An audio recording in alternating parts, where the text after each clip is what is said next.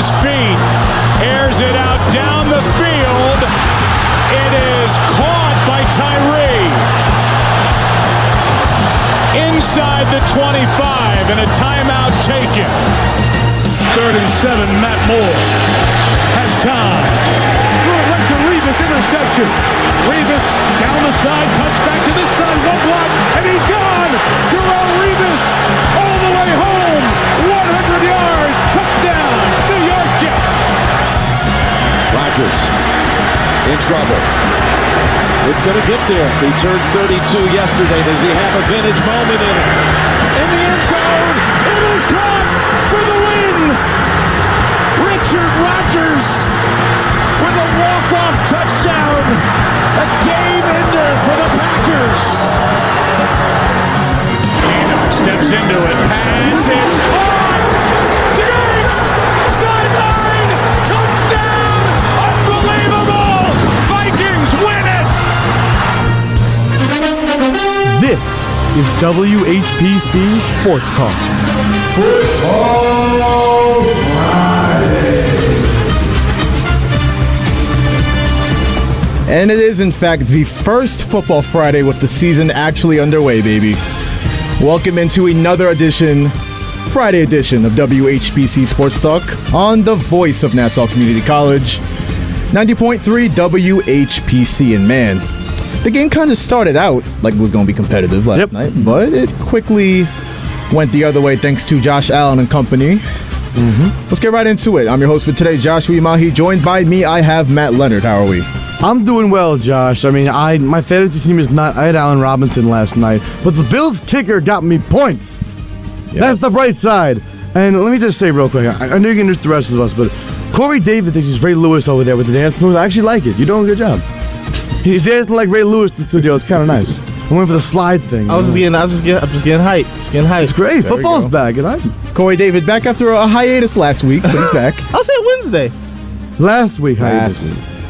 I guess. I'm just hyped. And I know you said Allen Robinson was on your fantasy team. I guess he didn't do too good. But to me, he the real MVP. I had him on the under last night. He was the real MVP, my guy.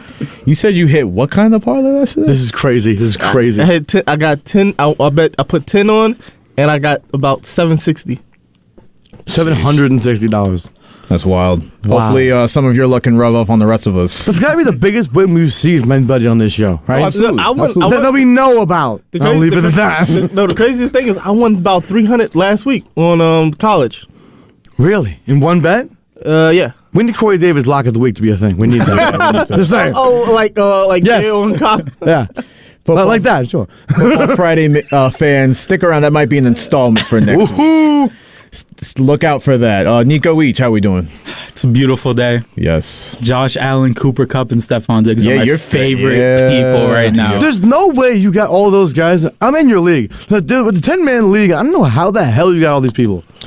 It bothers me. Well, it does. when the commissioner of the league kind of leaves the draft on auto. No, it had nothing to do with that. Nothing to do with that. I mean, that's on y'all, though. That's us for what? We're letting him get all those people. I thought you meant you auto drafting. I was like, don't blame me. My only problem was when it was like at 11:45 and I had to go to work and I'm like, I'm half tired, half asleep, but I'm like, I'm making these picks like I'm not about to get out hustled. Is that what you have, Mo Alley Cox? You just want to say that name. No, I'm gonna keep clowning you on that pick. I don't like it. He's a tight end one this year. And he was a sleeper last year. I didn't have any trust in Carson Wentz. I have trust in Matt Ryan to actually get him the ball. All right. Okay. We'll see how. We will see. Mo Alley Cox does for your fantasy football team. But you're not talking about the Alvin Kamara pick I picked up. Hey, listen, no suspension. I'm not going to get into my Saints. Last thing I will say on our fantasy league, right? Last thing I will say is, if you look at my bench, you'll find Olave and Winston on my bench. And that was by design. I thought you were in the draft room, and I was like, hey, what's the bother him? Wow. I'm not even joking. Even when I'm not there, Matt still finds a way to antagonize. I'm not even joking, I swear. I didn't know you weren't in it.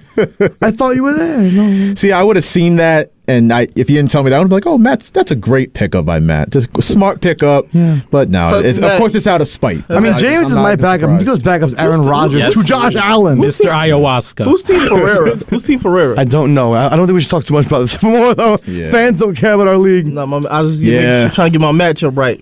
Listeners don't care about our league. I've been told that many times.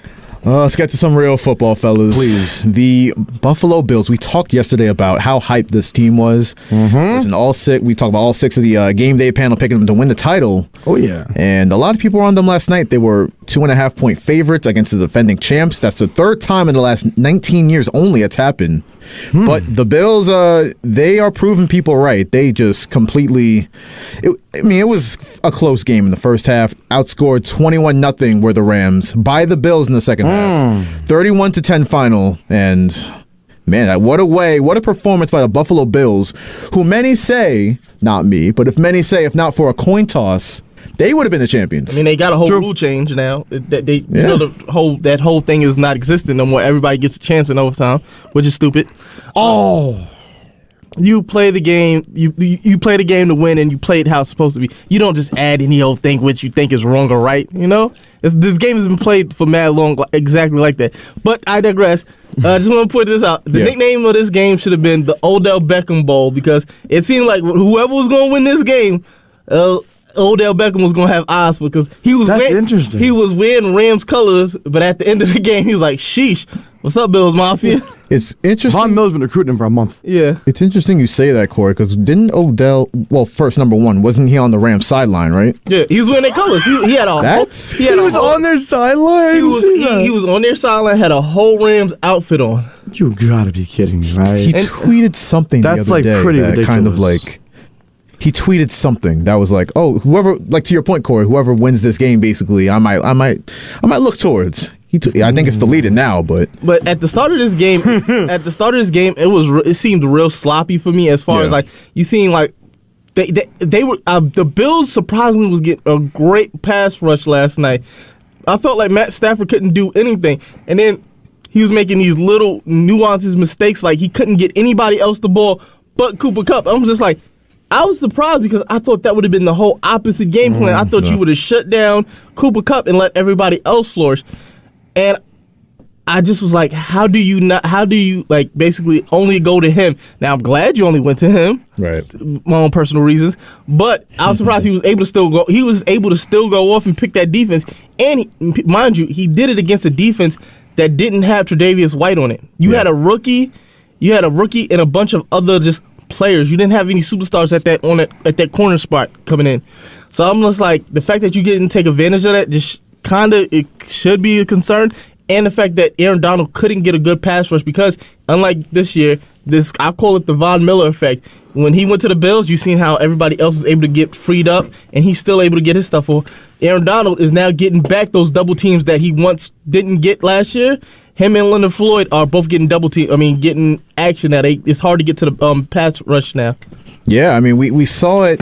The thing with Stafford and Kupp, which is interesting, is that I watched it for years with my team, Breeze and Michael Thomas. Like, great chemistry, like undeniable chemistry, all-time great chemistry maybe, but when it's like that, a quarterback can tend to, spam that guy with targets. And I think that's what we saw last night with Cooper Kupp. The trust level with Stafford and Allen Robinson just isn't there yet. I would hope that's what it is, not the rumors I'm seeing on Twitter, I'll be honest with you. I saw stuff like, oh, that's why Allen Robinson's wearing long white sleeves, trying to get targets. I saw stuff like that on Twitter, and I was like, wow, I hope there's no truth to that. Oh, my God. Yeah, that's kind of wild, but... There's no way, right? No, come on. No. The NFL racist? Never. No, I seen somebody, the craziest thing I seen on Twitter was somebody said this. After this game, I truly believe... what's his name? What's the quarterback for the Pittsburgh Steelers right now? Trubisky. They said Mitchell Trubisky made Allen Robinson. Wait, what are you talking about? As far as like he had his best seasons with Allen Robinson. Oh no, he had it in Jacksonville for sure. Jeez, that's a take. What? What's wrong with that? Mitch Trubisky. Oh, no, okay. His best years were in Jacksonville. I'd seen somebody put that on Twitter. I just was like, that's crazy. People listen. When they say Mitch Trubisky made a receiver look better, I don't understand. Yeah, that's a reach in and of itself. But he didn't make his team look better as a whole. Hey, Josh Allen made his team look better though. I know he certainly did. Listen, 26 for 31, kind of like not what you expect more from like the MVP favorite, but 297 yards, 3 touchdowns, did throw 2 picks, one which wasn't his fault, did you have a problem with Mike Tirico at all yesterday, you guys? No. No. I mean, the problem I had is that he's not Al Michaels. Other than that, no. I'm being serious. I miss Al Michaels. I really do. What about Tirico and Collinsworth is their chemistry? Yeah. That I can question. Yeah, it needs to be worked No, on. they'll build it for sure. They'll work it for years to come, hopefully. I hope so. Quick question about Josh Allen. Anybody can answer. Who do you compare Josh Allen to past or present? Aaron Rodgers. Oh, no. I love Aaron. No. I'm going. Wait, are you starting to say mine? Yeah, Cam Newton with no melanin. I was going that. Okay. Yo, that's exactly. That's You're all right. That's exactly where I was going. He is.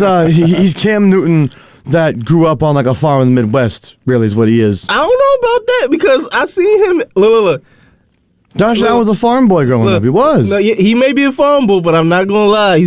I seen him like how Dave Chappelle would say. We seen him around Stephon Diggs too much. Yeah. We seen him throwing. He's learning. We see him saying slat and slime and all this other slang. As long as he's not saying other slang words, we're okay, right? No, he is saying slang words. No, there are certain words though we don't want to go to. No, I seen him and Stephon Diggs doing a handshake. I'm like, what is that? Wow. Like, Are you saying Matt Stafford, take notes, my guy. Are we saying that Josh Allen is invited to the cookout? Is that what we saying? Yes. That's what we're saying. Look, he might be. I think he's better than Cam. At least this right now. Chance MVP season, I'm gonna say no. No, But as a whole, I think he's better than Cam. I'm going to agree with you because I feel like he's a better passer. Agreed. When you look at Cam, he was more of a guy like his passes seemed like he was trying to throw the ball through like a pinhole size thing. It's just like he's trying to throw the hardest pass he could. With Josh, I feel like his passes vary. Like he can get it high, low. He got the lob, the touch that he needs at Cam. Even the interception last night wasn't his fault. Yeah. But then the fact that he does have that running ability, but that's to be the thing that scares people because just like Cam, see the thing is it's the craziest thing. They always get on Lamar Jackson about he can get hit and everything. Lamar Jackson actually avoids it. Josh Allen is actually running into those hits. He looks for contact. He's like a power running back as quarterback. Did you see that stiff arm? Oh my God! He made Derrick Henry jealous last night. And then like they said, he just dunked the ball over the goal line. That was the best play of the night for me. Allen just he dunked on the defender. That was crazy. I was like, do you see the comparison pictures? They did that, and then Michael Jordan and that one scene in Space Jam where they're stretching him out. Kory, you brought up the Allen, the first pick that wasn't his fault. I'm going to play that clip, and then I want to get into something about Mike Tirico real quick, so I'll play it. 29 Allen. That one is intercepted. And it's not his fault. It was in and out of the hands of Isaiah McKenzie and right into Terrell Lewis's hands.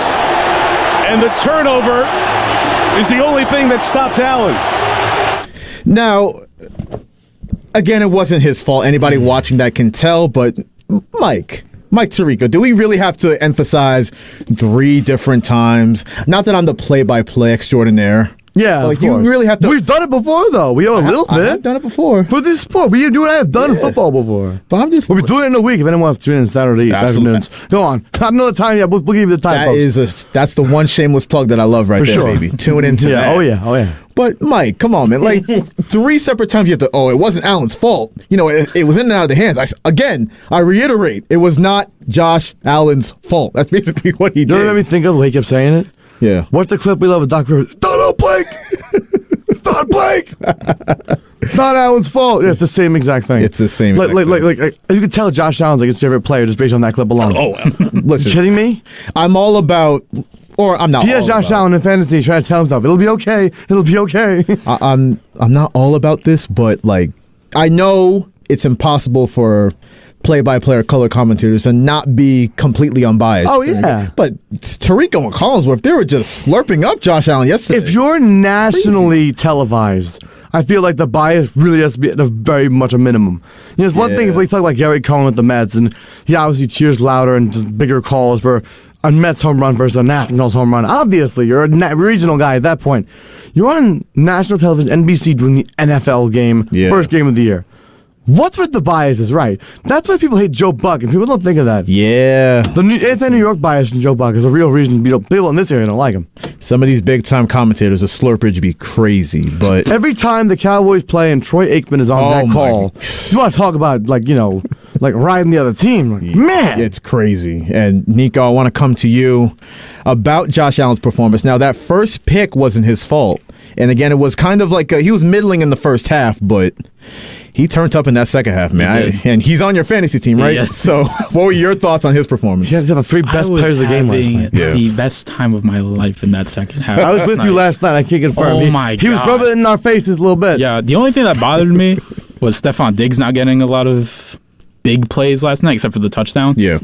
But, big night for Josh Allen. Oh, yeah. You talk about a guy that this is why he's my MVP pick, and he was a lot of Allen? people's MVP pick. I'm not going out on the limb with that, but Oh, of course, no. his ability to just put his team on his back. I mean, he did it all in the second half, and we're going to start with the rushing touchdown last night. Close. And it was a great play by Jalen Ramsey, too. You got it. 3rd and goal. Allen keeps it, pumps, runs, breaks the plane. Touchdown, Buffalo. Josh Allen took care of it himself. I mean, if you remember that play, just pump fake course. to the left, sprint to the right. This is a big guy, man. Yeah. Sprints to the right, and then the physicality to get into the end zone, extend the ball. That's tough. Look, you don't know how bad I was praying that he gets in because I needed him. look, listen, because look, like 2 plays early, he tried that exact same thing and just got tackled. I'm like, 9 times out of 10, he's not gonna go back to it. But then Back to the well, do it. He went right back because I know his game. He's going to get a lot of rushes in a game. Like, as much as we say Lamar's running a dual threat, I think Josh Allen might be. I want to say he's like the top Russian quarterback. You're saying in strictly rushing or dual threat? Dual threat, being a dual threat. I would agree with that. Purely rushing, Lamar's got him beat. In terms of speed, finesse, all that, I think Lamar's the best running quarterback, just running. No, I just Dual feel threat, both I feel balanced, Allen. I feel like Josh Allen, when he gets going, like really there's nobody that can really stop him. Because he's the size of a linebacker playing quarterback. You look at him in that playoff against the Chiefs, it was just like anytime he didn't see nobody, I'm taking off. I'm going. Yep.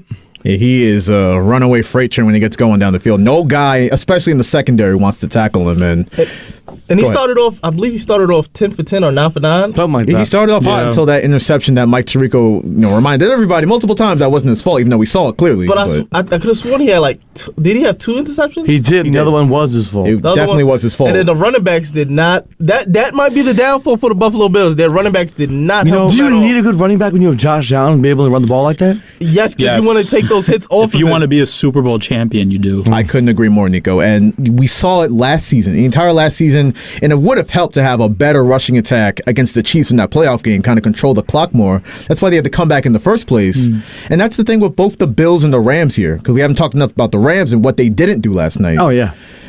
I mean, let's start there with... I have your thing if you wanted it. About their coach, I have it in there if you want it. Oh, yeah? I put it in for you. I did. There's I love this guy. I love this I know guy. we're going to get into the Rams. There's just one person I do have to address. Who's that? He is on the Rams. Okay. If I was the Bills offense, any receiver, I'd have turned into Richard Sherman. Don't you ever try me with a sorry corner like Jalen Ramsey, giving up a perfect QB rating. That is crazy. You know how sad that is for the guy that everyone preaches was the best corner in the league? Yeah, we might have to bump up Jair Marchand to... Yeah, Jair maybe won now. Jair maybe won, Nico. Wow. I think Jair's been one for like the past know what? 3 seasons. Yeah. There's 2 Packers fans there. I'm gonna let you get Why that. does Let us be obnoxious. Why does it feel like the 2 guys who were talking that much about being the top corners, Jalen Ramsey and Trayvon Diggs, it doesn't look like they have that hype coming in this year. And then the worst part about it is you don't ever want to be put in a highlight. Literally, there's a play of Stephon Diggs just doing a stop and go, a back shoulder catch, and he flipped him. Oh, I was like, he took his ankle. He took that man's soul in that moment. it is He so. really did. It is so hard to pull off an ankle breaker one-on-one and like that's. Because Jalen Ramsey has been an All-Pro like 2-3 times, maybe Stephon 4. Diggs. We talk about like you want to say Cooper Kupp, Devontae Adams, best receivers up for debate. That guy's route running. And he did not want One of one. He did not want to travel. He did not want to travel at all. Like he didn't. He He doesn't do that. That's the thing. How can you be a top corner? Prime would travel. Or he would just be Jair, all those guys, oh, Marshawn Lattimore, they all travel with the receivers. Either you travel or you shut down your side. Everybody. Stephon Diggs was going to his side and just taking up all the real estate. Exactly right. He didn't do nothing.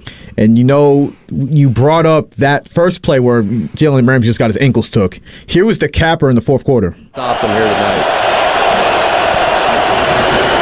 before. Allen stepping up and now floating it downfield, and Diggs is behind the secondary. Stumbles, but brings it in. Buffalo touchdown.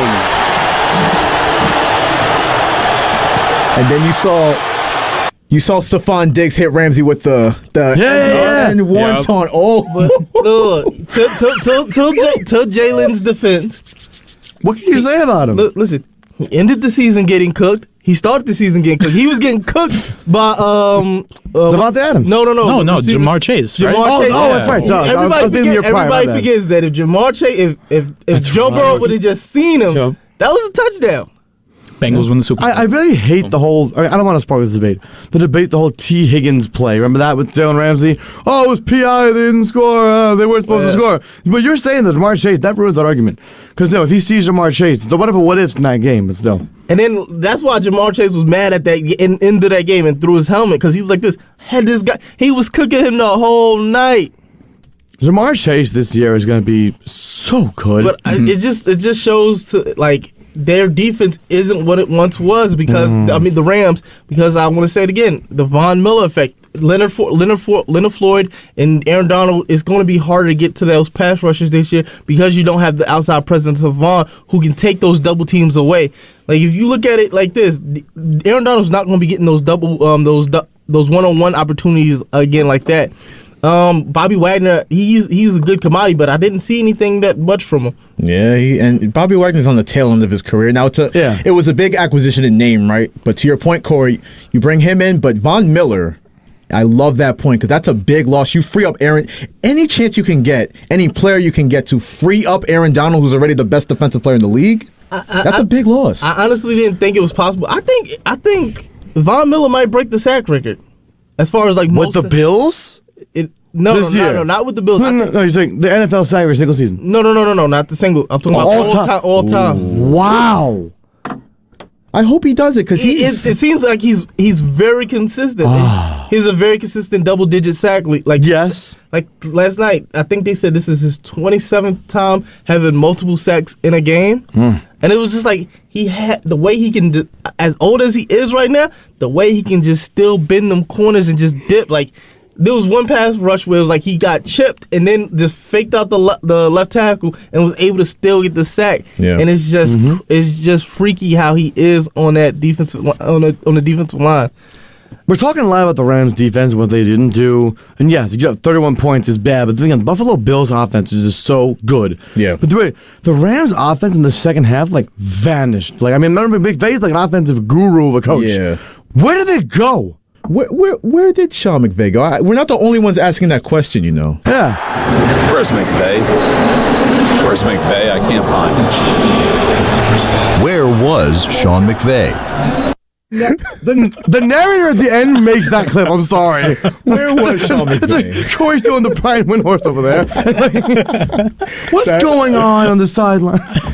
Listen, from various other life events in the world and NFL coming back yesterday, the meme's been going crazy. I had to throw that one in there. And that's the real question, though. Where was Sean McVay last night? I don't know. You talk about the defense. That offense was... He was there in the first half, though. It was, but... A little, not really with usual extent, but yeah, second half, they vanished. Yeah, all of them. In money time. Play calling, everything, gone. It was looking pretty sus in money time.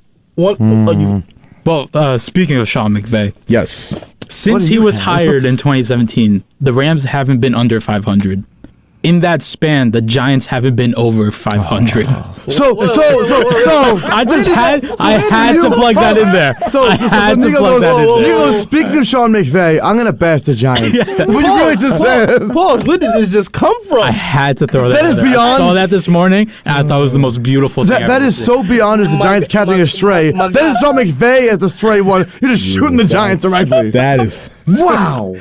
Great stuff, Nico. Go get Kory over there, the resident Giants fan just beside him. Keep in mind, though, Sean McVay, even though he lost, he was coached in a Super Bowl in his tenure there. He won. I'm so stupid. Oh, wow, how did I forget that happened? 1-1. He's 1-1. I forgot he won one last year. It was a forgettable Super Bowl. When he lost? No, when he... Well, both. No, him winning, that was a good game last year. It was a good game, but I wasn't really... The Rams... Okay, here's my thing about the Rams. They were not the favorite, neither were the Bengals. It was kind of like an underdog thing on both sides. Plus, they don't have...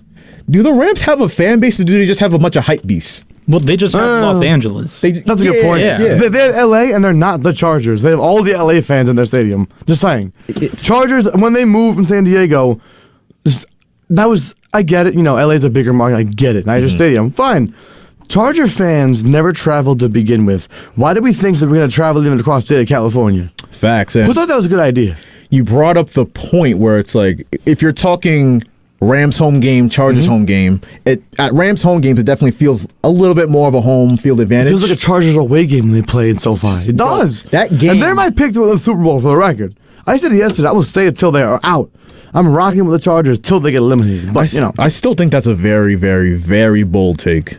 And the Chargers have talent, but after last night, I'm not going to overreact to week 1. I said Rams-Chargers for my Super Bowl matchup, right? Yeah. I wanted to go bold with it because I like doing that with the Super Bowl predictions. Because you never know. In the playoffs, you never know. But the Rams last night got me a little bit worried. But again, it's a long season. They got 16 games to go.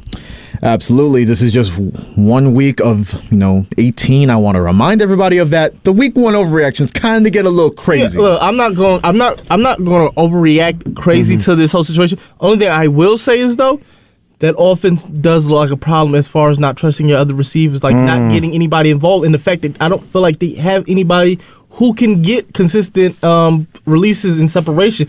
Allen Robinson is a possession receiver. He's one of those big body guys that you go. Odell Beckham paired with Cooper Kupp, he was a guy that could get separation and I feel like the more you get open as that other receiver, the more it opens up Cooper Kupp to get it wide open for easy touchdowns and everything like that. And the running backs did not help. Cam Akers was a ghost. That's the last. You said it. You read my mind. That's the last person I wanted to get to. Who had him as Cam Akers? Who had him as a fantasy owner? I don't know. I don't know the person's name or who he is in our league that had him. All I know is I woke up this morning, checked the league activity, and it says whoever that is, you're out of this video. You can actively try and trade somebody, not trade like in the middle. But this morning I woke up and it says whoever is actively shopping Cam Akers, and I was like, already? I don't even feel bad for whoever picked Cam Akers because, like we said yesterday, he was like, it almost seemed like he was actively trying to, piss away the Rams' run last season. Henderson was pretty good yesterday. Yeah, he was definitely easily the better of the two backs. Of course, Baker's barely on the field. When he did nothing. Yeah, rough game for the defending champs, but, they'll look to get back on the winning side next week. I believe the Bills go to Tennessee next week. That's a win. Okay, I think so. Definitely. But I'm going to say this because I know we got to pay some bills and all. Keep the lights on in here. Yes, sir. We don't want to do radio in the dark now. No. All the viewers be so upset. Yeah, we sound different in the dark. Everybody knows that. Anyway, I want to give you a stat that I read about general NFL, and you imagine the tragic news the world received yesterday, right? Oh, just tragic, terrible. Yeah, it is, but listen to this. In the Queen's reign as... What, Kory? What are you doing? No. I was looking at my glasses. I'm sure you are.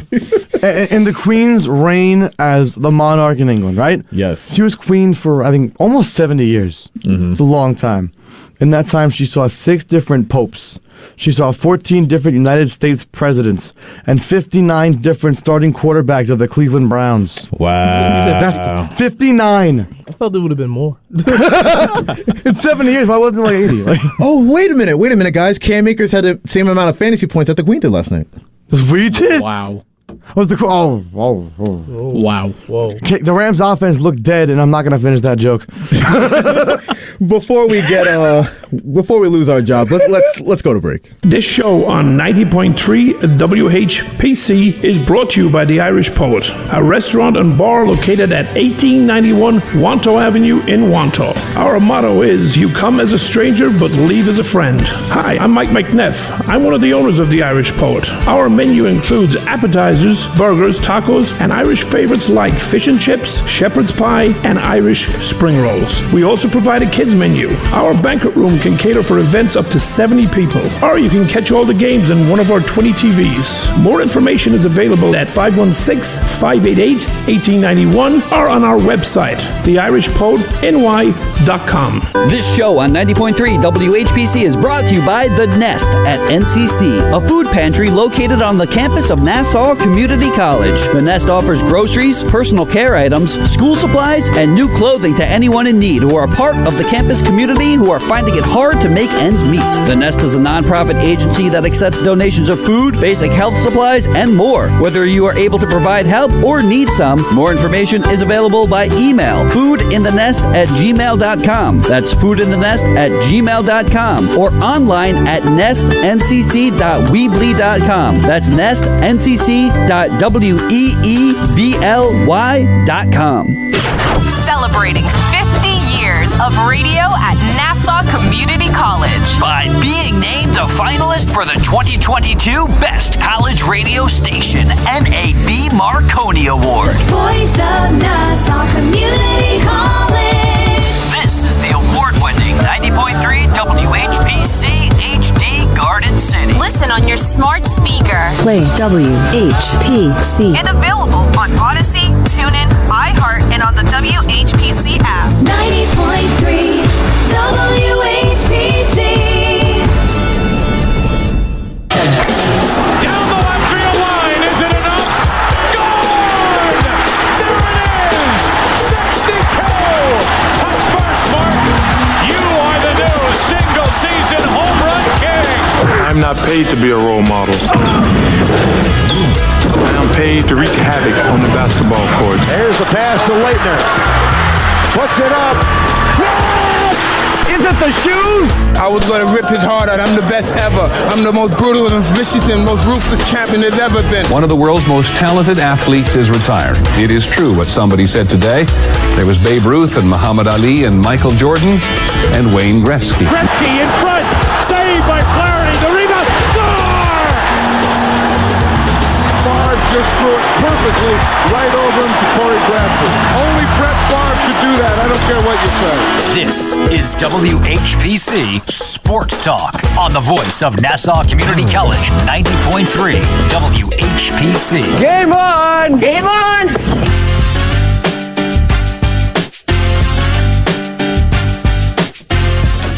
We are back, baby. Good first block of the show, 4 o'clock. You know what time it is.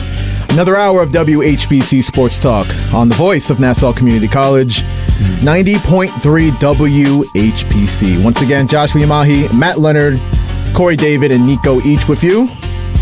You know, it's been a lot of football talk going around, rightfully so. We're so excited that the NFL season is back. Real quick, this California Love House by Tupac. It's all California love. Let's join a Rams fan right now. Yeah. Take your shots, boys. They're not going to be down for long. And let's kind of circle back to what we talked about in the first half-hour block of the show with last night's game. And we kind of talked about it. Jalen Ramsey, man, I mean, he was, if y'all remember, I think it was 2018. This man was talking that cash about Josh Allen. Oh, yes! Right. Oh, my God! I wonder if I forgot about it. And the Josh draft, Allen, you mean? Yeah.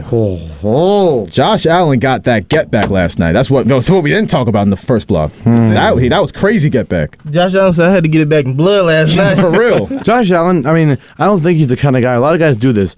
Someone says something that about them, they'll like pin it in their locker or something, you know, put quotes up that people said about them and more information. I don't think Josh Allen's that guy, but he definitely knew about it when the game started. I'll tell you what happened. Josh Allen, after that game, he was like this. When they asked him, why did you had such a good game against Jalen Ramsey? I remember what he said in 2018. I took it personal. he had that Mike mentality. He dunked like Mike in that end zone. And he did something else to Jalen Ramsey. That's the California love I was talking about. Saw that clip of Ramsey on the floor? Oh, yeah. You saw that? Oh. That's the California love I was referring to. Wow. That was... Wow. That doesn't count as my Utah mention for the record. I'm getting that in later. Well, you just got that in now. No. I'm getting that in later. I have a better one for that. Look, I think I'm going for 7. Look, my Madden face of the franchise player played better than Jalen Ramsey last night. Yeah. That's just a quarterback. No, mine's is that, but my player is a cornerback. Oh, wow. Okay. 516-572-7440. Call that number to join the show. We're talking about Get Back with Josh Allen and Jalen Ramsey. The Twins, to get to baseball real quick. The Twins got some Get Back against their daddies in the Yankees. I was going to say that word. I didn't want to say that word, and you did. No. I thought the exact same word as you. Kory, if you look at the Yankees record versus the Twins the last decade plus. No, you're like 100 years is embarrassing. You go from 09 to now, it's like 10 times worse. My team's getting crazy like crazy subs today versus Yankees. No, wait. You just choose bad teams to root. You're a Yankee fan, Kory? Yes, I am. We're not saying anything bad about the Yankees. We're saying they dominate Minnesota. Exactly. We're just seriously. I thought it sounded like a No. I got something to say. They kill Minnesota. Yeah. Like historically, as long as both franchises have been existing. To clarify, the Yankees are the Twins' daddy, except yesterday. When, Hey, you can lose one game. Exactly. One game, they took 3 out of 4. Carlos Correa came up big for the Twins yesterday. Talk about people at the Yankees, daddy. Carlos Correa, man. Seriously. Yeah. He owns the New York Yankees no matter where he plays. Absolutely. That's definitely true. And I hate to be this guy, but I guess I got to bring it up for the sake of conversation. What? The Yankees had a chance for Carlos Correa, but they went for the Isaiah kind of Falefa route, who had a big grand slam the game previous. Yeah, it's true. He just showed Carlos Correa, who's boss there. I'll say it again. The Twins, please banish them from baseball. You know what I thought you were going to say? What? I had to go through about Correa. I thought you were somehow going to bring up 2017. I was ready to go right now. Fastball. I'm never letting that go. No, clearly. But rent-free, man. The rent-free. Rent-free. Minnesota Twins. My hand hurts. Yeah, you banged that table. Yeah, my hand really hurts right now. It's like red. We need I don't know if fans want to see my red hand. Here it is. You want to run back there and get some ice cream? No, we don't have ice. It's all good, Josh. Oh, okay, it's not enough. I gotta go to the tent. Excuse me. Get the tent up in the studio. I need to fix my hand. Tape it up. Yeah, are you gonna be back in the game? Do the Aaron Rodgers stuff to get back in with no pain. I was gonna my say, hand. Are you gonna do the same thing that Aaron Rodgers does in the tent? Allegedly. I feel like there's 2 things Aaron Rodgers does in the tent. The stuff we hear about. I feel like he goes to the bathroom in there. Come on, man. Right, everyone used it for that. Remember what I talked about on what Wednesday? Yeah, the side effects of that Mr. Ayahuasca. Oh, all I will say is this: in terms of other sports, if other sports had tents, people wouldn't hate Paul Pierce, and that's where I end my take. No, I would hate Paul Pierce if other sports had tents like that. That's it. Yo, listeners, you don't get this type of entertainment in sports everywhere. You certainly do not. You don't. You just don't. But mercilessly back to the New York Yankees now. Again, we talked about it, a week ago. That 6-game stretch versus the Rays in a 10-day period. Well, the Rays are up in the Bronx right now. The Yankees have a 4.5 game lead on them. Hey. And listen, this is obviously another pivotal series. This is bigger than the last one. Yeah. And the lead shrunk. This is bigger than the last one. And I'm not the type of person, I think y'all aren't either, that's like, oh, the Yankees are back. They just took 3 out of 4 against the Twins, and they're back on the right path. No, get out of here. No. And Nico, you've been actively rooting for this team's downfall. Everything is falling in place perfectly. It's not even rooting. Nico's like, I'm praying on the downfall of the Yankees. You know how much farther than rooting praying is? Yeah, Nico's contacting a higher power to say, strike the Yankees down. What was it? Last Thursday or Friday, I said they'll have a 2-game lead by the end of this 10-day stint. It could happen. It's going to happen. It's going to be 1.5. Oh, you're going to sweep them? Rays are going to sweep them. It's over for the Yankees. Sean really sent me a new op, basically. The Yankees and the Giants all in one day? Okay, cool. Every radio host needs their nemesis, Kory, and you've met yours. You finally met yours. Oh, yeah. This Yankees series, sorry, go on, Nico. I just can't wait to see Aaron Judge in blue and orange next year. Don't do that. Don't do that. Don't put that into the universe. It won't happen now. How you know? Okay. Who else can pay him? It's the Yankees, the Mets, the Dodgers. They always say the Giants, but they're not going to pay him. But the Giants aren't. They won't. I hear the Giants everywhere. I heard Padres a lot before they got Soto. Now they're probably going to try and re-sign Soto. They're going to fail at it because they're paying Tatis for being a bum. They are. Yeah. That was $340 million, and look what he's done so far. Like Aaron Judge, I can't stop thinking he's going to break the home run record. I think. But the AL record is 61. AL record. But Roger Maris, right? Yes, Roger Maris, obviously. The reason is the AL record and it's the Yankee record. So if you break, he has to break his franchise record. You got to break the American League record. What was the off the top of y'all head? Do you remember the Yankees offer that Judge turned down? Was it 8 years? It was 8 years. Was it 280? No, it was 280. It was 280. 250-ish. I think it was 8 years 280. I think it is 280. It was 8 years 280, I believe. No, that seems too high, though. It's over $30 million a year. Why would he turn that down? It was under 30. Whoa. It was under 30. I know that. Maybe the 225. That was the number. 225. That's crazy. 8 years, 225, and they lowballed him, and he knew it. And now he's out there hitting home runs every day. And we ask this question all the time on the show, but how much more money has he earned? Oh, yeah, the value of the contract, you really think about it. If that was a low ball at the beginning of the year and everyone, including Aaron Judge, knew it, let's say he was worth maybe the 2 number's fair, over 8 years, a little over $30 million a year, whatever. Aaron Judge is going to be like over $40 million so easily now. With the year he's had. Again, this is the real kicker here. He finished out the season strong, regular season. He'll break Maris's record most likely on the pace he's on. Great. That'll get him the $40 million he wants. Let's say the Yankees go on a magical postseason run. Aaron Judge wins the World Series for the Yankees. And let's just throw a World Series MVP in there for fun, right? For laughs. Let's throw that in. For laughs. Seriously, I'm not laughing at the Yankees. I'm saying let's just throw that in there hypothetically. This man is going to ask for so much money and deserve all of it. And how crazy and how bad is Brian Cashman and the Yankees front office going to look and ownership if... I don't put that on Cashman. I really put that more on the Steinbrenners. I really do. Actually, that's more fair, yeah. Because they're the ones dishing out the money. It's one thing if it was a bad trade, even a bad signing, in terms of the guy didn't produce, but if it's an extension like that, that is strictly ownership. And people all the time talk about, this not the same Yankees. It's not your father's Yankees that just spend. And it isn't the Steinbrenner's father's Yankees, apparently. Just saying. Exactly. Great point. If George was around, Judge would be signed for $400 million right now. And I'm telling you, we've done already. If somehow, Hank would be disappointed. Yes, Stephen A., a reminder, Hank Steinbrenner is no longer with us. Just a reminder. He's with the Queen. The New York Yankees, if they somehow... Yes, Matt. Albert Pujols. Yes. If they let Aaron Judge walk this summer, if Aaron Judge is not a New York Yankee after this winter, not this summer, this winter, man, that is going to be disaster. That is going to be super disaster. And you talk about the face of a franchise, right? Homegrown guy. I get he came up a little late, if you want to call it late, at 25 years old. What he's done in that short period of time, look at the career totals for this guy. Keep in mind, he came up at 25. He can end his career so easily with 500, maybe 600 homers. Starting at 25 years old. Let's say he plays till 40, that's 15 years. You know how many guys play 15 years, hit 500 bombs? That's very, very few.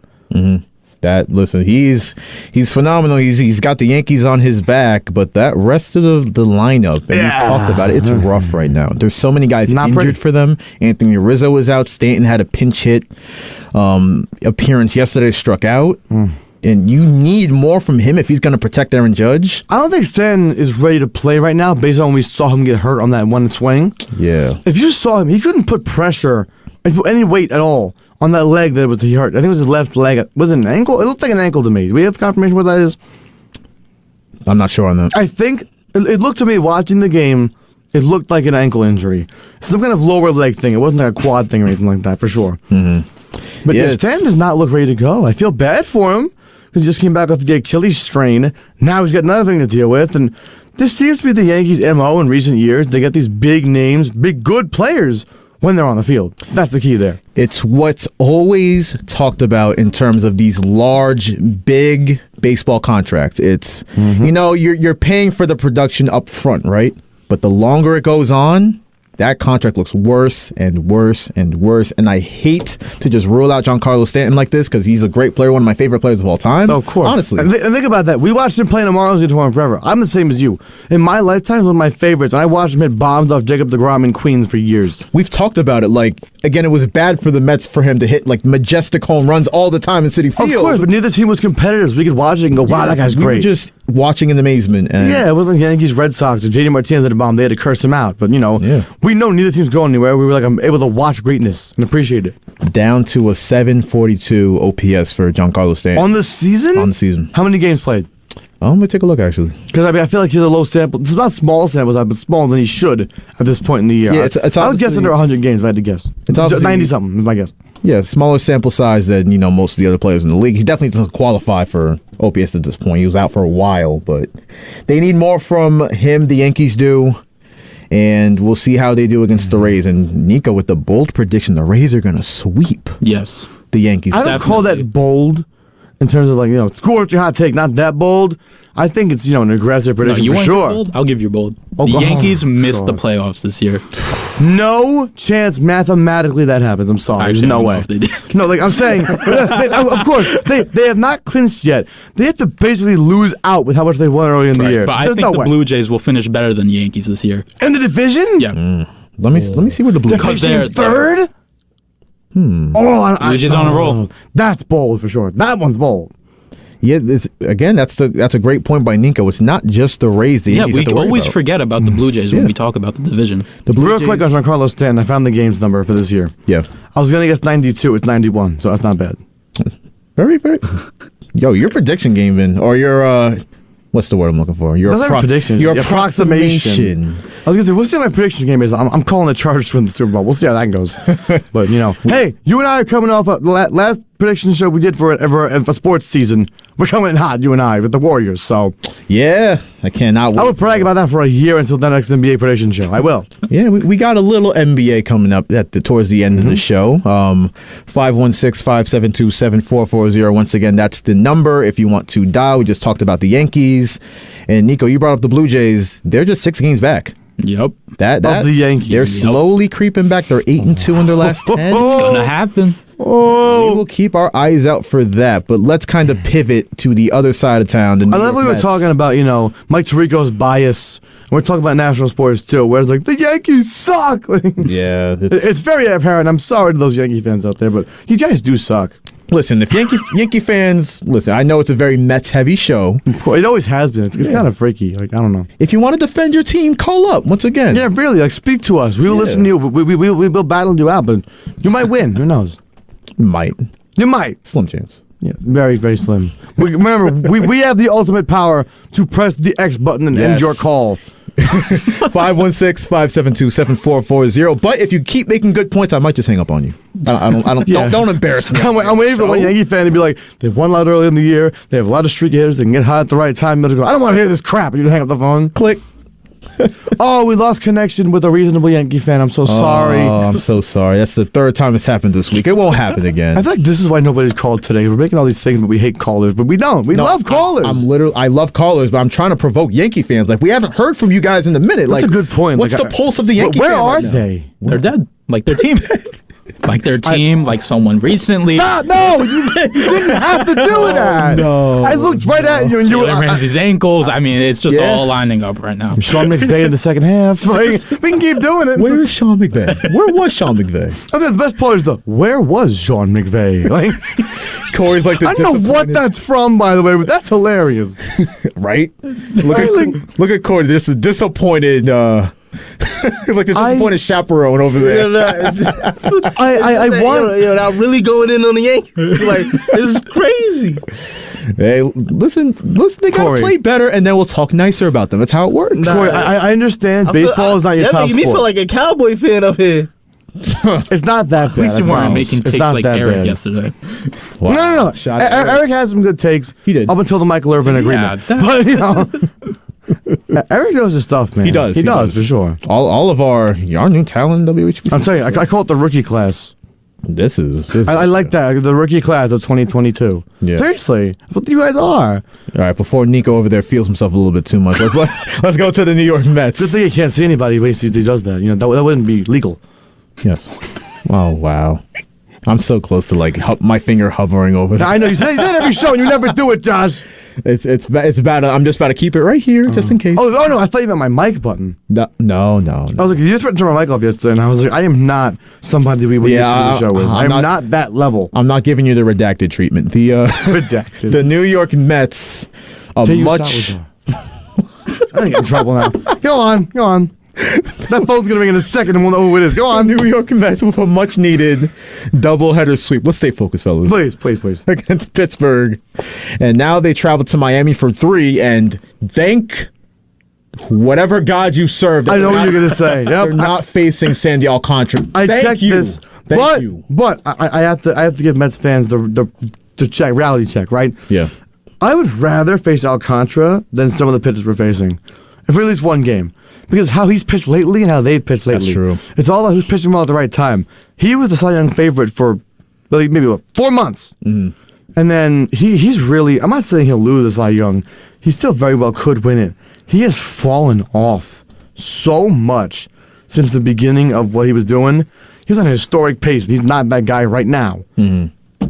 Yeah, that's a great point. He has faltered lately, and tonight, I think lately, we're talking about short-term, recent past. Edward Cabrera, who they're facing tonight, has been phenomenal. Him or Pablo Lopez, who they're facing at some point this weekend. I think tomorrow. I think game 2, yeah. Mm-hmm. I would love to swap either one of them out for how Alcantara's pitching right now. That's kind of bold because a guy like the Mets have beat him recently too. That's true. I looked at the numbers, by the way, like Francisco Lindor against Alcantara.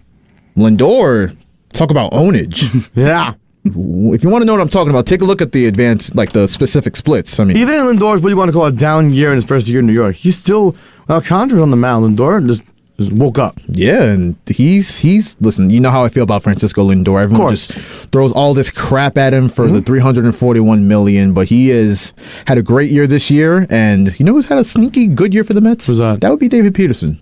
He's taking the mound tonight.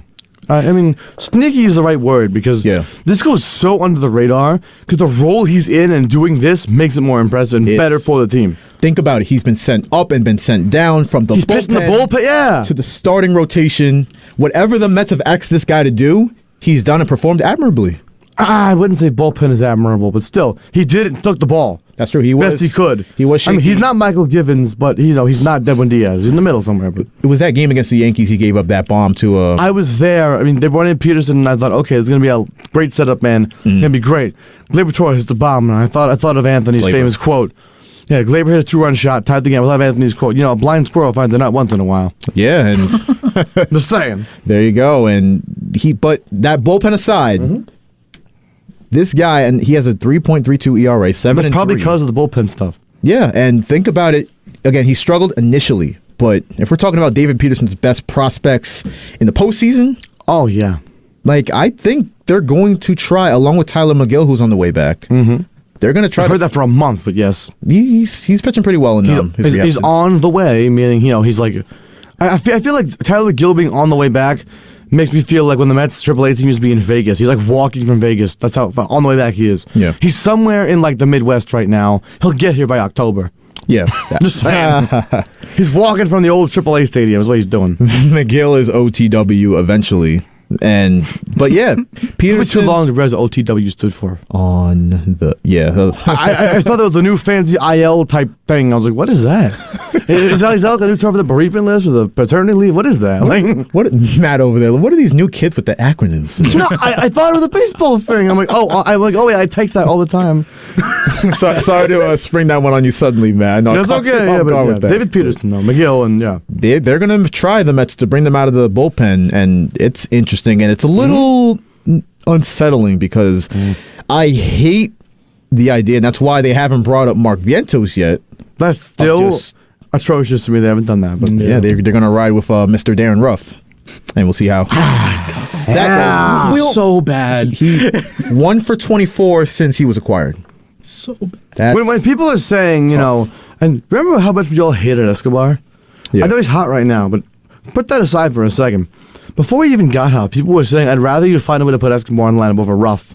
And I'm like, wow, that's where it's gotten? That's where it's gotten. There are people, now I get it. Escobar's batting almost 400 in his return from the IL. Mm-hmm. Of course you want him in there every day. Now he's hot. Feed the hot hand. But wow, when they're both going bad, Escobar could only hit from one side of the plate. Remember, he was hitting lefty for a while against left-handed pitches. Remember that? Yeah. People were like, I'd rather take a lefty Escobar who's a switch hitter normally against lefties than watch Ruff hit. I was one of those people. I would take my chances. Escobar plays better defense, got a little bit more speed. I would take that. Yeah, doo-doo Darren. Darren, rough year. I love it. Yeah, we're bullying him right now, but bullying works sometimes. You gotta play better. Watch him win like a postseason series MVP. Guys do that. Yeah. Let me ask you this. This is similar to Darren Ruff's situation. Does anybody in this room know who the 2018 Red Sox World Series MVP was?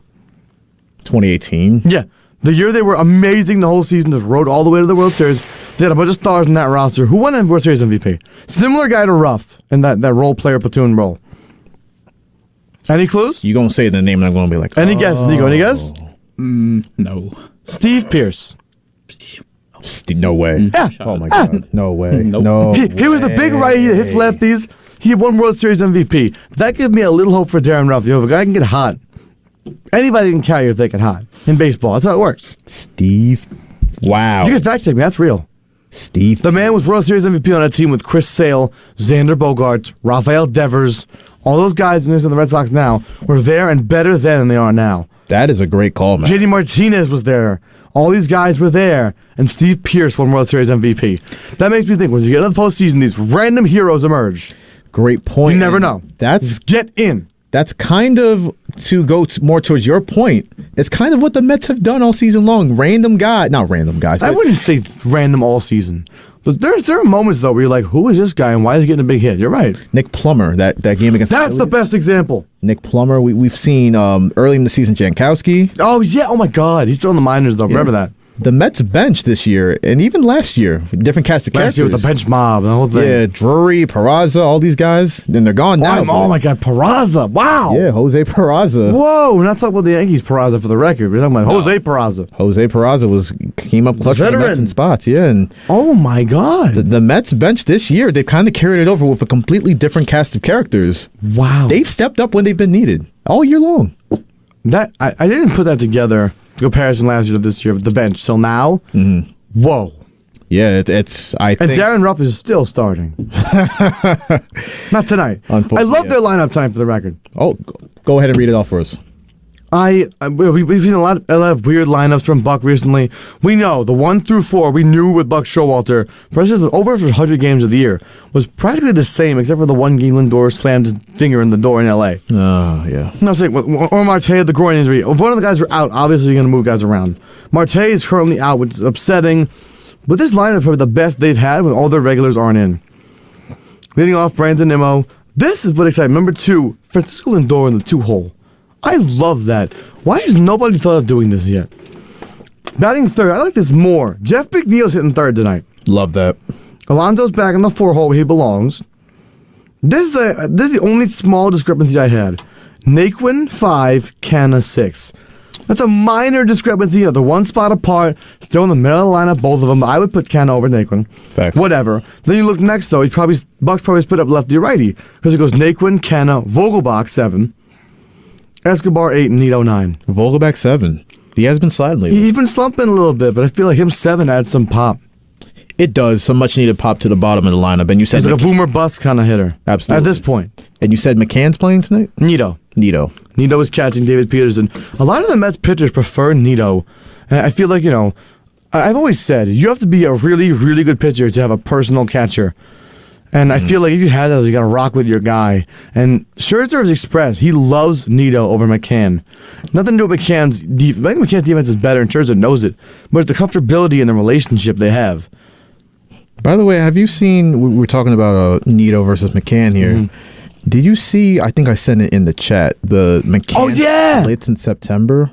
Yeah, what is that? Where does that came from? McCann, actually, I found out today, is the Roberto Clemente Award is kind of like a humanitarian effort award. Yeah. It's kind of like the Walter Payton Man of the Year, but on a lower scale in the MLB, basically what that is. Hey, and each team gets a nominee, like the Walter Payton Man of the Year, that kind of thing. Facts. McCann is the Mets nominee this year. I must say, we talk a lot of crap about James McCann, the ball player. I've read up on what he's been doing for the humanitarian efforts. He's been taking part of charity work, a lot for the community. James McCann is a really stand-up guy. I feel like that gets lost in the fact that he can't hit a ball.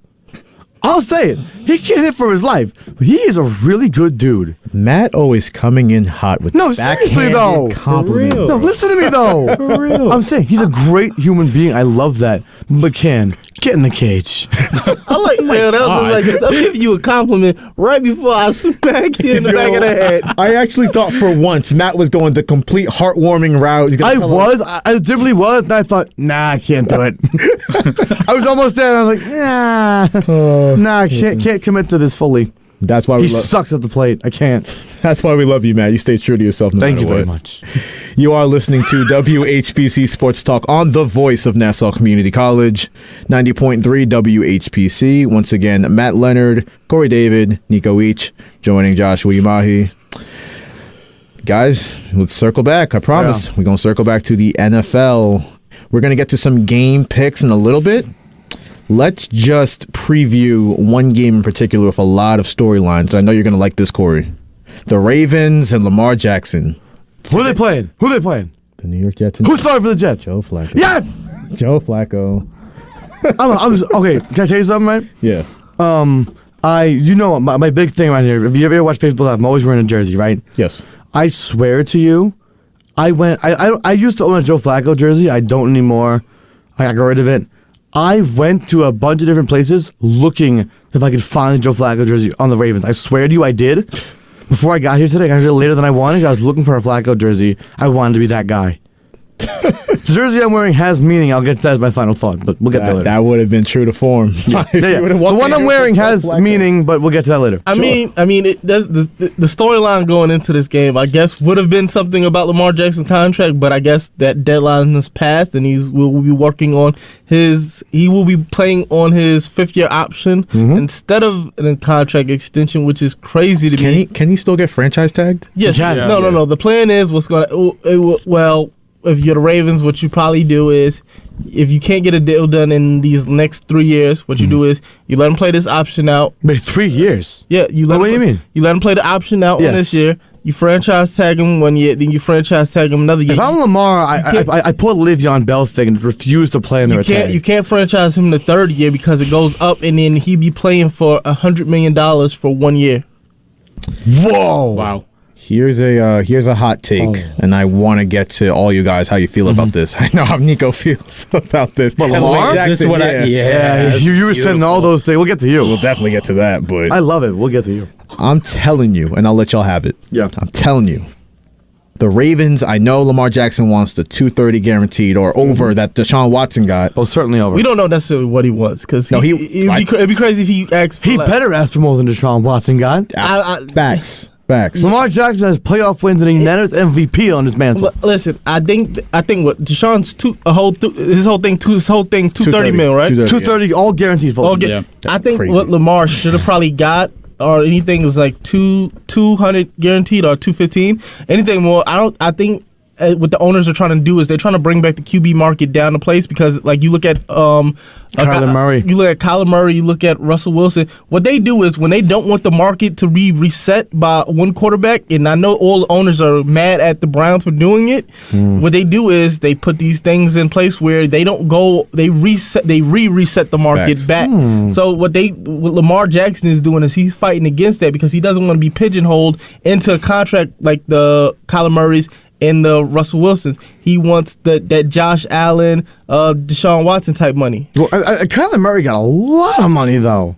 He did. Not fully guaranteed like Deshaun. That's the difference. It's all about the guarantees. Of course. In the NFL especially. Like, you look at it, the weirdest contract is right now is the Patrick Mahomes because they got him at a discount, but even though his is worth more. Yeah. It's crazy. I mean, the thing with Mahomes is the incentives in that contract will make it what it is. And he'll make them easily, by the way. Yeah. If he makes every incentive, he can make $500 million by the end of the contract. Yeah. I don't think he'll do every single one. There's no way he'll get every last incentive. They set the benchmarks pretty low. Like I know, but I don't think he'll hit everything. I think the reason why they did that is because he allows them cap flexibility. So I think over time, yes, he'll probably get most of that contract. Yeah, but he can turn down the incentives through creative cap space. I like that for them. That's why people say that's why Brady was so good for so long. He took pay cuts to get talent around him. If Mahomes can do that, make their defense a little better for next year. I mean, I'm not scrapping him this year. I'm not. I know when it was started week 1. But. The thing is, though, I just didn't like the narrative that's being placed on Lamar as far as, okay, first they said he needs an agent. I'm like, regardless of anything, Lamar just seems like one of those guys that no matter what you say, he can take criticism? Yep. He can take criticism. I just felt as though that both sides couldn't agree, both sides couldn't meet, and he probably doesn't want to pay that agent fee. You know, they get what? 10%. Yeah, like commission kind of like you make a sale in a sales business. Yeah. You as a player, you want everything, and I totally respect that. And then you have to deal with the fact that they talk about the risk of it. I'm just like, you look at what just happened last night with Josh Allen taking those hits, and Lamar Jackson, surprisingly enough, he didn't get hit. He didn't get hit running. He got hit in his the pocket because what you didn't do is you didn't surround him with protection. His top left tackle was injured. He has no weapons on the outside. I'm sorry, Rashad Bateman. You're not a number one right now. Like you're obviously in that place, but I just feel like they never put him in a good position. We have a caller on WHPC Sports Talk. Caller, you're on. Who are you? What do you want to talk about? Hey, what's going on? Dave from Nevada. How's everything? How's it going, Dave? Yeah, no complaints. My wife's in New York, so I'm doing great. What's up? Yeah, no. Well, I was going to say, you think Mr. Stafford misses the right tackle he had last year, Whitworth? Yeah, that's. Let's circle back to that game real quick because we didn't talk enough about Stafford being under siege last night. Oh yeah, he was 6 sacks, right? Yeah, and part of it he was taking a lot of time, but otherwise it was just the Rams. That offensive line got questions, man. I feel like the sacks number is 6 sacks. You hear 6 sacks in the game, you think that isn't a ton, that isn't a little either, but he was being chased left and right. There could have been way more. Absolutely. Yeah, and I told you about his elbow, and again, like I said, he had the brace on last night. I don't think he's going to get through the full season with that, so we'll see what happens. They said he has like a MLB type injury. Oh, they're talking Tommy John? Something in his elbow. That's not ideal. That wouldn't be good. Big Ben had that, and that wasn't good. Wow, that's definitely something to keep an eye on. Well, again, when you mentioned the Jets, I think Mr. Flacco is going to spend a lot of time on his wallet, again, with the Jet offensive line, so we'll see what happens with that.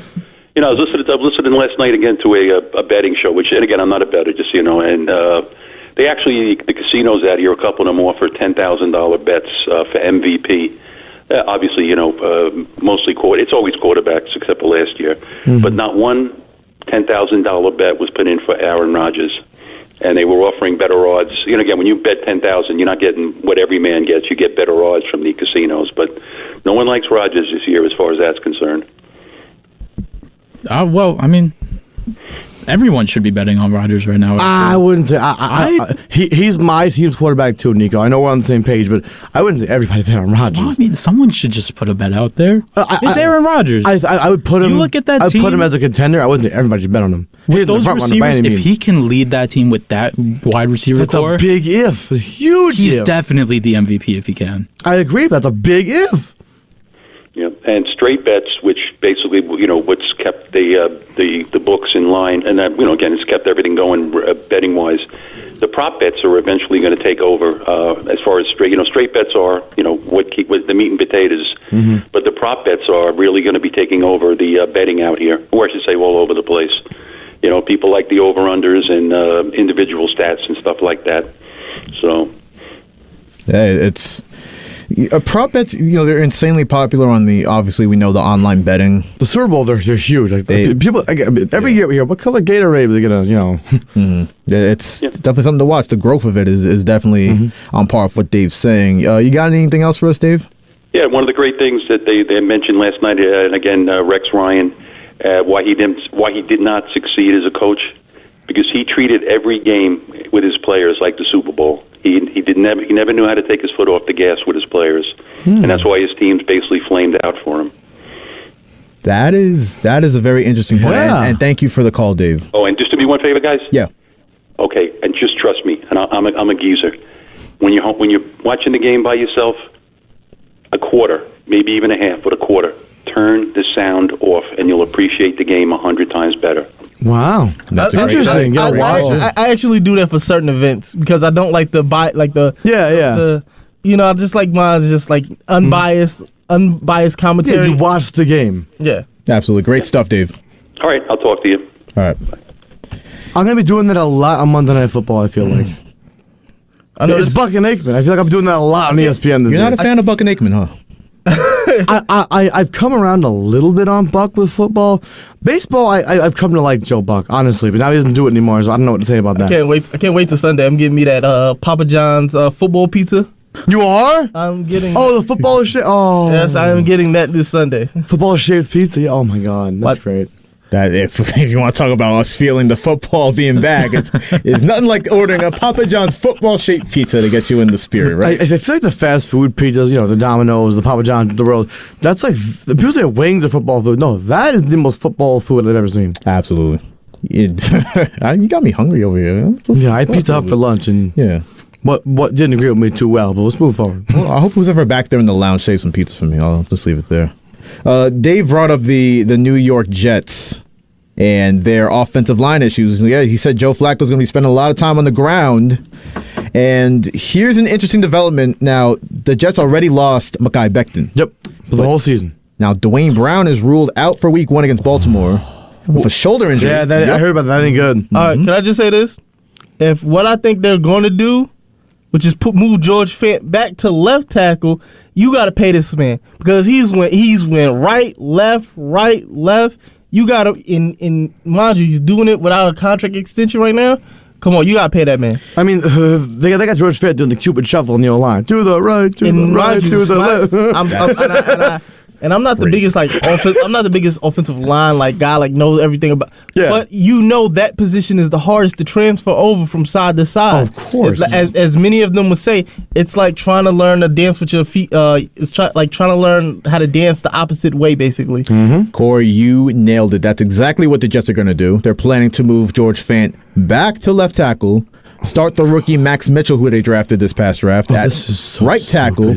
And George Fant has literally said he's frustrated with the flip-flopping. He said that today during media coverage. I can imagine. I get it. Maybe he wasn't having being moved from one side to the other once. Now, hey, we're going to move you back. I'm sure most people would think, oh, no, he's going back to that. How great is that? No, you got used to playing the other way. Well, if you look at his situation, right, mind you, he actually plays better on the left side than he does the right side, right? But it's just the fact that he's willing to go in and do all this other stuff. Now, when they went and got Dwayne Brown, right, he moved over. He really didn't want to, but he did it graciously, and he said he even complimented him. He's done everything you wanted to be, and he's been a professional at it the whole time. So why do you not take care of this man? They definitely, I agree with you, Kory. They got to pay him for what they're putting him through. And he's also complained about, how are you going to tell me this today on Friday, 2 days before the game? You got to give me time to prepare for this stuff. He's got to prepare after his whole entire mindset is on playing right tackle. And mind you, the Ravens, they have pass rushers. You have to deal with Justin Houston, Alawale, I'll try to remember. Odafe. Yeah, Odafe Owe. You still have to deal with, I'm trying to think of who else is on that defensive line. Ooh. Yeah, that's about it as far as defensive ends. But just the fact that you have to go through that, and mind you, the Ravens defense looks serious because they have all those guys back. They have DeMarcus Peters back. They have Marcus Williams. They have all these pieces. So, yes. Kyle Hamilton's an underrated piece no one talks about. The rookie, they got the safety. No one talks about him. You know they had an abundance of riches. You still have Chuck Clark, who is he is still a quality starting safety in this league. And they wanted to trade him, but it's just like, and then you had Tony Jefferson, who was playing phenomenal in the preseason, and then you have Kyle Hamilton. They had an abundance of riches. And Marcus Williams. That's the big acquisition of safety. Yeah. And you still have Geno Stone. Wow. And we talk about this game. It has, again, the storylines leading up to it is a lot more interesting right now than we thought 3 weeks ago. And on that note, fellas, it's time. Football Friday. Yeah. We got some games to pick, baby. Let's get right into it.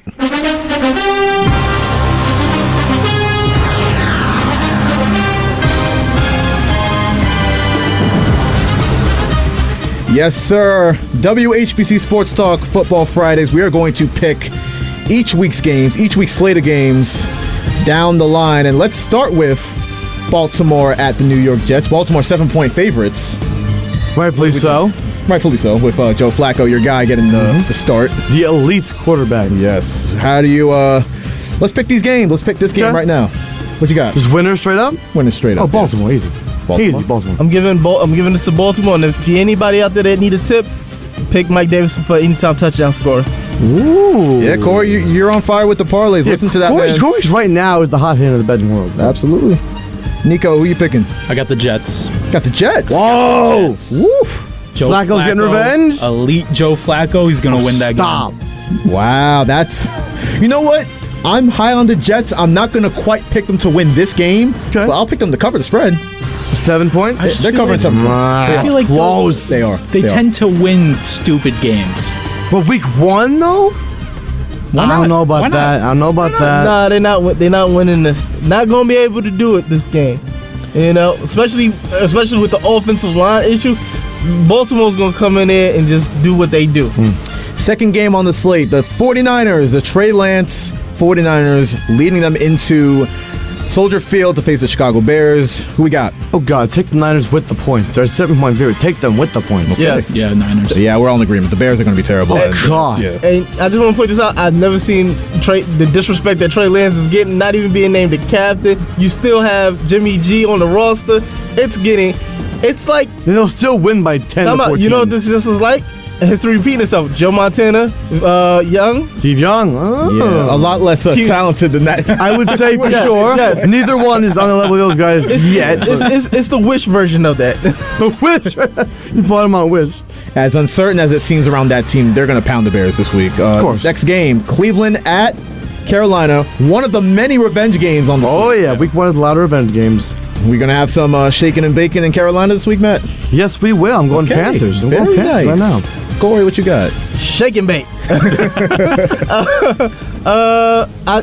definitely taking them. I just don't see the Cleveland going out and winning this game. Just because only weapon that I see them got is Amari Cooper. That's about it.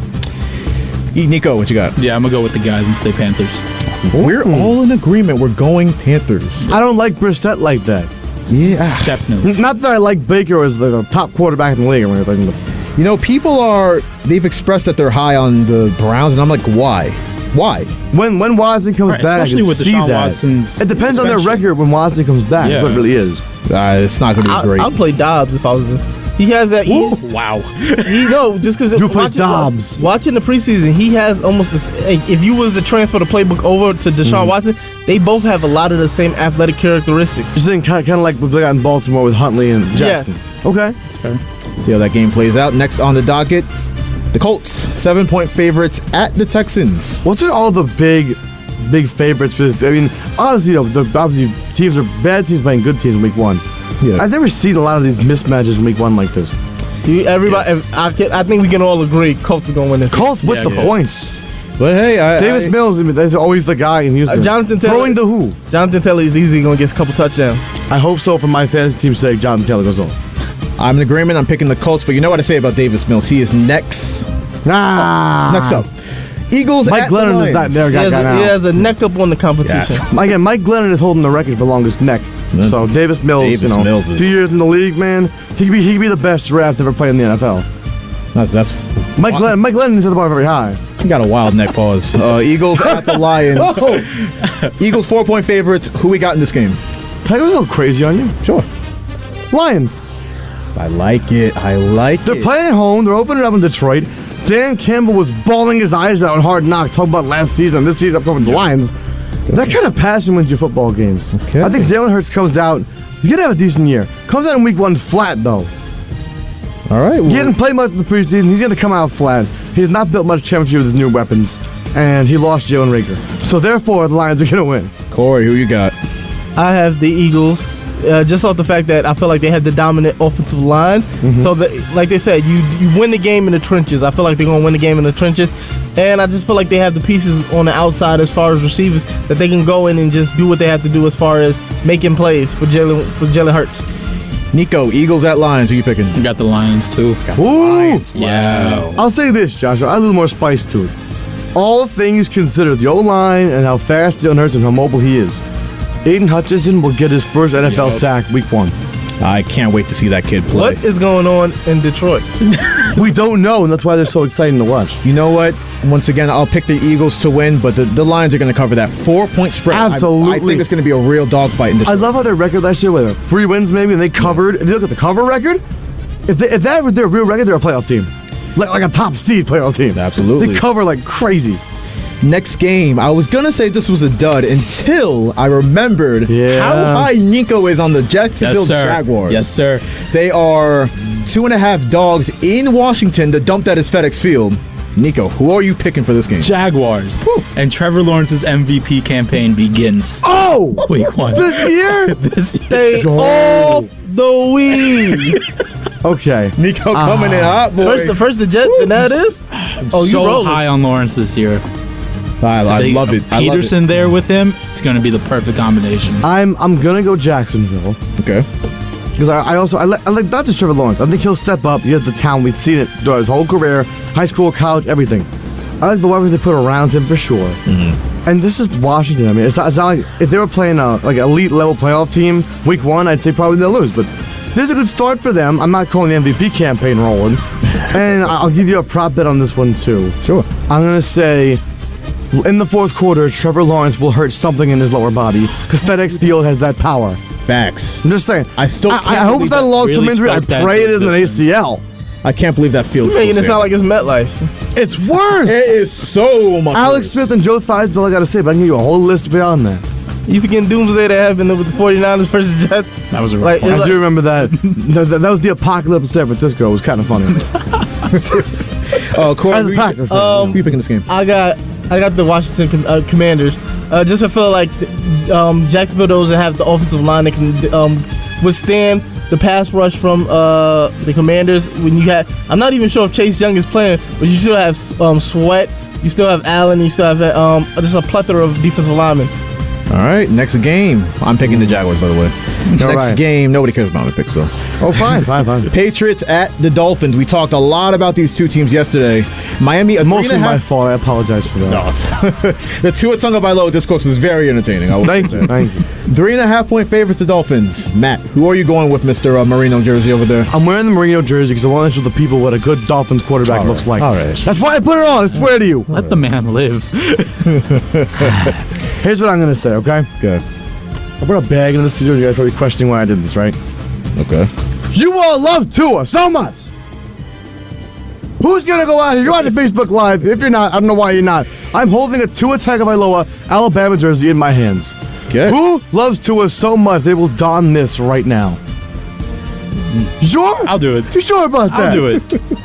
There you go, Nico. I'll tell you why. Put on the Tua jersey. The Dolphins are going to win, and I'll give Over you the a prop bet. Patriots. Go, do it. Tua will throw 4 touchdowns in this game. You're a crazy person. I am. Tua's going to throw for 4. 4. He'll be lucky to get 2. And 3 of them are going to go to Hill. Oh! Is he on your fantasy team? No. Okay, then that's not a bias. The Patriots got this. Patriots, I don't care who they're playing. Week 1, historically, no matter who's their quarterback, no matter who they're playing, they win Week 1. They just do. That is true. They have a great record Week 1. Kory, who you got? This is Mets on opening day. They beat bad, they'll win. I got the Patriots, and I don't see Tua throwing 4 touchdowns. I see him throwing about 3 or 4 underthrown passes where Tyreek Hill has to come back and try to get it. But I don't see 4 touchdowns. I see maybe 1 or 2. But I still see the Patriots coming out winning just because I feel like Bill Belichick, as he always does, he makes you play his type of style of game. My New Orleans Saints at the Atlanta Falcons, 5.5-point favorites. The Saints are on the road. It's beef week. It's beef week, yeah. Beef week. Yeah, listen, you know how I feel about them nasty-ass Falcons fans. Atlanta fans in general, I can't stand them. As a Mets fan, you know. You're from New York, man. No, as Mets fans, we know. The Braves, we know. Atlanta sports fans aren't even fans. They don't deserve that title. You're a Knicks fan, the Trey Young stuff. Oh my God. They just, to use a Stephen A. word, they nauseate me. They nauseate me. Okay, I'm gonna go with your Saints, and they will win by more than 5.5. Take the points. Okay. Saints will not cover. I don't know that. What is that called the other way? I don't even know what that. Wait, cover is you're the underdog.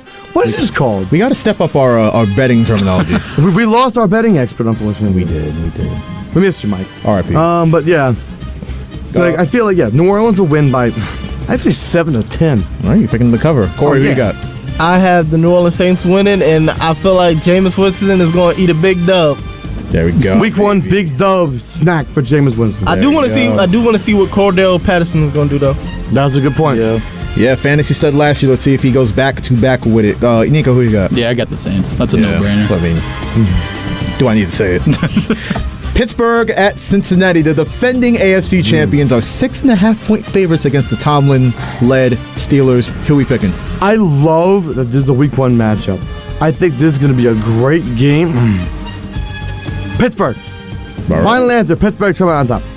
Wow, okay. Kory, who you got? Because Burrow hasn't practiced much. That's why I'm saying that. He unfortunately had the appendectomy, which is a strange thing in the NFL, but it happens to people. I'm going easily with the Cincinnati Bengals. The Pittsburgh Steelers don't have a secondary. I don't believe they resigned Joe Hayden. so I don't even know who they're putting out there in the secondary. Minka Fitzpatrick's out there. That's it. That's it. He can't play all 5 positions. And I've seen Minka Fitzpatrick. He's in a sense like he's like Trayvon Diggs, where he likes to gamble a lot. So I'm going with Jamar Chase to get a touchdown. I just feel like Joe Burrow. I mean, it's one thing you don't play in the preseason. A lot of guys didn't play in preseason games. He didn't get a lot of reps. I think he'll come out a little cold and have a great year regardless. But this game they lose. Bengals lose. Nico, Steelers at Bengals. Bengals. That's a no-brainer. Mm-hmm. You're really going to let the MVP beat you? No shot. Of course. No shot. Mitchell Trubisky, the MVP, everyone. N. The not valuable player. The not. As in not, right? As in not. All right, fellas, let's hit the 4:25 slate of games. And your New York Giants, Kory. 5.5-point underdogs at the Titans and Ryan Tannehill. Who you got? We are going with the G, man. We got them Giants. We going to walk away with the dub just off the fact that the Tennessee Titans do not have any receivers on the outside that are reliable. You know what they do have? Who? The mammoth that is Derrick Henry. And you know what you do? You put 8 in the box. He'll run through all of them, stiff arm 5 of them, and score 3 times. You put 9 in the box if you got to. Matt, who you got? I got the Titans, and I also got a question. Why is this game America's Game of the Week? Why? Because it's the G-Men. That's terrible. Why? Because it's the Giants. It's the Giants. Both these teams are not good. Go on, Nico. Yeah. I'll take Giants, and this is going to be one of their 3 wins the whole season. Oh! Chiefs at the Cardinals. Chiefs 6-point favorites. Who we got? Cardinals. Yep. I'm going Chiefs. I'm going Chiefs, and by the way, this is going to be the best game of the week. This is a trap game. You're betting with a 6-point trap game. I'm telling you now. Easy. Trap game. Nico and Mets Packers at the Vikings. We've talked a lot about the Vikings this week. Yeah, I know who you're going with. Kory, who you got? Go, Pack! Go, Kory. We got the Minnesota Vikings. We're going to see Justin Jefferson gritty a lot. I will go with last year, the Packers will lose week 1 and go on a crazy run. You had to bring that up. Yeah. I know you know what you're doing. You know what you're doing. Jinx us. Yeah. No, because the Stubber who was week 1 last year, he had to say it. Go on. Another great game this week. The Raiders at the Chargers. Chargers 3.5-point favorites. Who we picking? I am going to say the Chargers will score more in this game than the Raiders. Unlike Stephen A. Said, I swear to God, unlike Stephen A. said this morning on First Take, that means the Chargers will win, logically. Stephen A. said on First Take today, the Chargers will score more points, but the Raiders will win. Wild guy. So yes, Chargers win and score more points. Fun fact. Kory. I'm going Chargers. Nico. Chargers. Herbert throws 5 touchdowns. Whoa! There you have it. I am going with my Raiders. Sunday Night Football. The Bucks at the Boys. Who are we going? I have a request right now. Really quickly, it's running out of time. Look up Jerry Jones for me. Okay. This is going to tell you my pick. I'm picking the Cowboys in this game. Look up Jerry Jones. Turn this with it soft right now. Take the auto playoffs. We don't do what we did yesterday. Okay. You're in the wrong folder. What did Jerry Jones say? Are you in promo or are you in sports? What did Jerry Jones say, man? No, I can't say it. He has to say it. He has to say it? He does have to say it. Look up Jerry, maybe. I don't know. All right, I will take your word for it. Okay. Put that in where the music is. No, okay. No. Just do that. Yeah. Take the auto play off. We don't want to mess it up. Behind the scenes stuff, folks. All right, I'm taking the Cowboys because I heard this. That's the only reason why. This will inspire the Cowboys. Leadership is to have some of the guys that have gone before that have been disappointed to share it with everybody involved. For me, it's a reminder. I, too, have been here 23 years. And it is a reminder. I've been here when it was glory hole days, and I've been here when it wasn't. And so, having said that, I want me some glory hole. Pause. For the record, it's an oil drilling term from like the 40s, but I'm going with the Cowboys on that alone. Real quick. Who we got this game? Cowboys. Bucks. Cowboys. Monday night to close it off. Broncos at the Seahawks revenge game, quote unquote, for Russell Wilson. Who we got? Broncos. Broncos country. Seahawks. Geno Smith. That's right. 4 touchdowns. All right. There you have it. There you have it. The WHPC Sports Talk crew has picked. I guarantee folks out there, if they put that in a parlay, they're losing. Go on. That'll do it for us. We'll call it a week on WHPC Sports Talk. Thank you for listening to the voice of Nassau Community College, 90.3 WHPC. From Matt Leonard, Kory David, Nico Each, I am Joshua Umahi signing off. We will see you Monday at 4. Have a great rest of your weekend.